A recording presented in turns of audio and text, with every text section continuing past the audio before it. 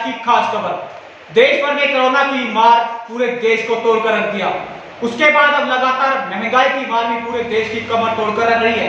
जिस प्रकार diesel, petrol के दाम और राशन के दाम जिस प्रकार आसमान को छू रहे हैं, उसके बाद कुछ ऐसे हालात गुरुग्राम में बन चुके हैं कि लोगों को रहना तक मुश्किल हो गया है। ऐसे ही हालात के साथ आज हम पहुंचे थे गुरुग्राम के विकास सदन में। विकास सदन पहुंचे, विकास सदन में जाकर देखा कि स्ट्राइक हो रही है। जब दालाई बेटा की टीम उस स्ट्राइक की जांच को परखने के लिए पहुंची तो गुरुग्राम की स्ट्राइक में जानने को क्या मिला, चलो उसकी एक खबर में आपको दिखाते हैं। सरिता टूर एंड ट्रेवल्स के 34 सीएनजी ऑटो और काफी बसें साथ में थी। सरिता टूर एंड ट्रेवल्स जो कि गुरुग्राम की रहने वाली है, उनकी मालकिन वहां पर मौजूद थी। उन ऑटो वाले जो हड़ताल की गई थी, उस हड़ताल के बारे में जब उनसे डिटेल में जानना चाहा तो क्या कहा, जरा सुनिए इस खबर में। उन्होंने बताया, लगातार हम कोविड के दौरान एक काम किया और लगातार लोगों तक सेवा पहुंचाई, परंतु पिछले 6 महीने से लगातार उनको सैलरी नहीं मिली है। अब ये देखिए, सैलरी पर डे एक ऑटो ड्राइवर कितना कमाता था पर डे का, सिर्फ 600 रुपए। देखिए, सिर्फ 600 रुपए पर डे का एक ऑटो ड्राइवर कमाता था। और जो आज के हालात बने हुए हैं, उनके लिए 600 रुपए क्या कीमत है, वो एक ड्राइवर से आप पूछ सकते हैं। आज हालात ऐसे बन चुके हैं, 600 रुपए में अपना घर परिवार किस प्रकार चला रहा था, वो एक सीएनजी ऑटो ड्राइवर को ही पता है। पिछले लगातार 6 महीने से ऑटो की सैलरी ना मिल रहा और लगातार लोगों को पेमेंट ना मिल रहा, वो किस प्रकार अपने घर को चला रहे होंगे, ये एक मिडिल क्लास फैमिली से आप खुद मिडिल क्लास फैमिली से पूछ सकते हैं कि उनके घर पे राशन तक नहीं था। परंतु लगातार जिस प्रकार वो लगातार काम कर रहे थे, कोरोना में उन्होंने काम किया, लोगों तक सेवाएं पहुंचाई, उन्होंने दिन और रात नहीं देखा, परंतु लोग इस सेवा के लिए हमेशा तैयार रहे। पर जब उनकी सैलरी की बात आई, बात कीजिए सैलरी की बात जब उनकी आई, तो हमारे डीसी साहब किस प्रकार इग्नोर करते वो जरा देखिए। लगातार 6 महीने की सैलरी उनको नहीं दी गई है। 600 रुपए पर डे सीएनजी ऑटो कमाता है और पर डे सीएनजी ऑटो कमाने वाला 600 रुपए सैलरी थी उसकी, जिसके बदला महीने में 18,000 रुपए पड़ते थे। 18,000 रुपए में उसको फिर सीएनजी भी देनी है, लोन की किस्तें भी देनी है, फाइनेंसर को भी देना है, प्लस अपना घर का खर्चा भी चलाना है और किराएदार किराए के रेंट पे जो रहते थे उनको रेंट भी देना है। अब उसके बाद जब एक मिडिल क्लास फैमिली को जिस प्रकार सैलरी नहीं मिलती है, किस प्रकार गुजारा चलाता है, वो आप सब जानते हैं। आज गुरुग्राम में लगातार जिस प्रकार डीसी साहब की अनदेखी जो दिखी है, उसके बाद हमने इस पूरी खबर को जानने की कोशिश की और तह तक पहुंचे। उन लोगों से हमने जो सीएनजी ऑटो ड्राइवर जिन्होंने कोरोना वायरस के टाइम पे हमने काम किया था, हम लोगों से जानने की कोशिश की तो उन्होंने बताया कि पिछले कई महीनों से लगातार हम डीसी साहब को मिलने की कोशिश करें, तो फिर डीसी साहब के पास इतना समय नहीं है कि वो हमसे मिल सके, हमारे ज्ञापन को ले सके। आपने कुछ टाइम पहले सनी देओल का एक मूवी का डायलॉग सुना था, तारीख पे तारीख, तारीख पे तारीख, लगातार तारीख पे तारीख मिलती है। वही डीसी साहब लगातार देते हैं आश्वासन पे आश्वासन, आश्वासन पे आश्वासन और आश्वासन पे आश्वासन। लगातार डीसी साहब जिस प्रकार उन लोगों को आश्वासन पे आश्वासन देते आ रहे हैं, पिछले 6 महीने से उनको सैलरी नहीं मिली, सिर्फ मिला आश्वासन। क्यों? क्या आप जानना चाहेंगे? डीसी साहब से पूछना चाहते हैं, डीसी साहब क्या आपको एक मिडिल क्लास फैमिली की जो वैल्यू होती है, एक मिडिल क्लास फैमिली किस प्रकार घर का गुजारा चलाता है, क्या आपको वो नहीं दिखता? क्या जिस प्रकार वो लोगों की अनदेखी कर रहे हैं, क्या डीसी साहब जिस कुर्सी पर बैठे हैं उनको ये बेनिफिट, उनको ये सही लगता है? क्या जिस प्रकार वो डीसी काम कर रहा है, गुरुग्राम में डीसी साहब काम कर रहे हैं, क्या उनको ये सब चीजें गलत थी?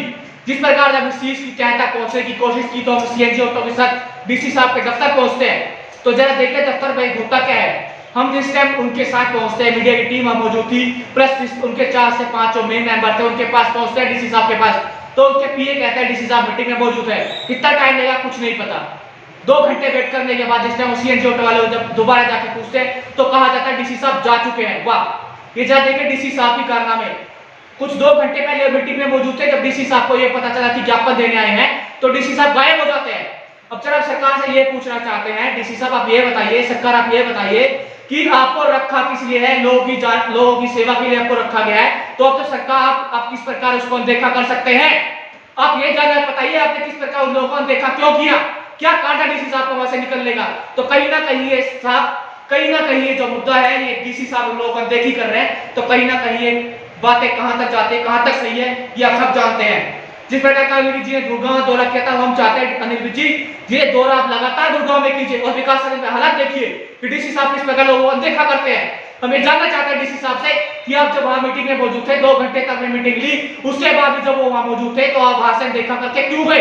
क्या पिछले 6 महीने से मिडिल क्लास जिस प्रकार का परिवार चला रहा है एक 600 रुपए सैलरी उसकी तनख्वाह उसको हर रोज मिलती थी क्या, 18,000 रुपए महीना कमाने बंदा तो उसको साहब की सैलरी पे आपको सिर्फ साइन करना था, आपने साइन क्यों नहीं किया? क्या कारण था आपको साइन नहीं करने का? हम ये पूछना चाहते हैं कि आपका जो साइन देखिए व्यवहार आपका चला हुआ है वो क्यों है? क्या सीएनजी ऑटो वालों के साथ आपका जो व्यवहार है, जो सोतेला व्यवहार आप करते समय दिख रहे हैं, उसका कारण क्या है? क्या कारण था डीसी साहब का देखिए व्यवहार करने का? इस पूरी खबर को जानने के लिए देखिए हमारे इस वीडियो को। अगर वीडियो को सही लगे तो लाइक से सब्सक्राइब करना जरूर ना भूलिएगा, क्योंकि वीडियो उस आम आदमी की है, उस आम आदमी का वीडियो है, एक मिडिल क्लास फैमिली में सीएनजी ऑटो चलाने वाले ड्राइवर की वीडियोस है, उनकी बातें हैं, उनका दर्द झलकता दिखता है इस वीडियो में, क्योंकि उनको सबको पता है 600 रुपए डेली कमाने वाला बंदा किस प्रकार अपने घर को चलाता है, लोन की किस्तें भरता है। आखिर क्यों डीसी साहब इनको इग्नोर करने चाहते हैं? हम अली जी से और भारत सरकार से उम्मीद चाहेंगे कि लगातार ऐसे अफसर पर कार्रवाई की जाए जो लोगों को अनदेखा करते हैं। डीसी साहब को कुर्सी पर बैठाए लोगों की जनता की लोगों की समस्या सुनने के लिए, और वो लोगों को इग्नोर करके चले जाते हैं। इस वीडियो पूरी देखिए और जानिए क्या था उन मासूमों का दर्द। सर, मैं सरिता टूर एंड ट्रेवल से बोल रही हूँ और मेरा नाम सरिता है। हमारी कोविड-19 में गाड़ियाँ चल रही हैं, 37 ऑटो हैं और कितनी गाड़ियाँ हैं? 14 टेम्पो ट्रेवल्स हैं, और जो पिछले साल के बिल पड़े हैं वो भी हैं, और जो इस साल के बिल पड़े हैं वो भी हैं। हमारी कितने लाख की पेमेंट है? 1 करोड़ की हमारी पेमेंट है।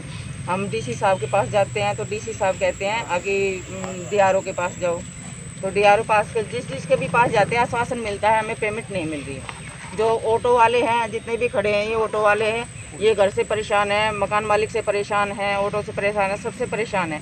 जो हमारे नोटिस आए पड़े गाड़ियों के, जो बैंक से हमने लोन ले रखा है, वो हमें गाड़ियाँ उठाने का बोल रहे हैं कि हम तुम्हारी गाड़ियाँ उठा लेंगे, तुम पेमेंट नहीं कर रहे हो, हमारी किस्तें नहीं दे रहे हो। पिछले साल से हमारी कोई किस्तें नहीं गई हैं, गाड़ियों के सारे कागज़ टूटे पड़े हैं, ड्राइवर को हम तनख्वाह नहीं दे पा रहे हैं, ऑटो वाले को हम पैसे नहीं दे पा रहे हैं। तो हमें कोई शिकायत नहीं वैसे इनसे, हमें अपनी पेमेंट चाहिए, हमें पेमेंट दो, रेगुलर टाइम से पेमेंट दो, हम अपनी पेमेंट इन बंदों को करें जो परेशान है। जितने भी लोग खड़े हैं तो ये रोज़ के कमाने वाले, रोज़ के खाने वाले हैं। अब इनको 3-3, 4-4 महीने तो इनको भी होगे लगे हुए हैं। अब इनको मिलेगा नहीं 4-4 महीने से, कहाँ से गैस डलवाएंगे, कहाँ से डीजल डलवाएंगे और कहाँ से ये अपना घर गृहस्थी चलाएंगे। अब ये बताओ 600 रुपये रोज़ के हैं इनके। अब वो 600 रुपये भी इनको महीने में 650 रुपये रोज़ के हैं, अब वो भी इनको महीने में नहीं मिल रहे, इकट्ठे हो गए, तो क्या करेंगे बंदे? ये बताओ। जब ये कॉन्ट्रैक्ट हुआ था तब क्या आश्वासन दिया गया था, आपको क्या बोलेंगे? जब कॉन्ट्रैक्ट हुआ था आश्वासन यही दिया गया था टाइम से पेमेंट होगी, ये आश्वासन अब भी दे रहे हैं, आश्वासन तो मिल तो नहीं रहा है ना। तो कब से आप यहाँ पे चक्कर काट रहे हैं और कितने लोग? मैं तो पिछले साल से चक्कर काट रहे हैं, पिछले साल से चक्कर काट रहे हैं। यहाँ के 1-2 बिल पास हुआ, बाकी सब बिलें यहाँ कौन सी मैडम है वो एफआईआर ब्रांच में पड़ी हैं सारी फाइलें हमारी, कुछ एमसीजी में पड़ी हैं, कुछ यहाँ पड़ी हैं, पेमेंट हो नहीं रही है हमारी।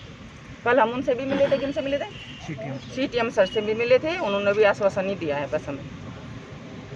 अब देख लो सर, हम तो रिक्वेस्ट ही कर रहे हैं इन लोगों से भी, आप लोगों से भी, कि हमारी पेमेंट हो जाए, और किसी से कोई शिकायत नहीं है हमारी, कि हम अपने बंदों को पेमेंट दे पाए। ये लोग मुझे बाहर नहीं निकलने देते, ये लोग कहते हमें नहीं पता, तुम घर जब जाओगे जब हमारी पेमेंट कर दोगे, तो मैं इनको पेमेंट कहाँ से करूँ ये बताओ।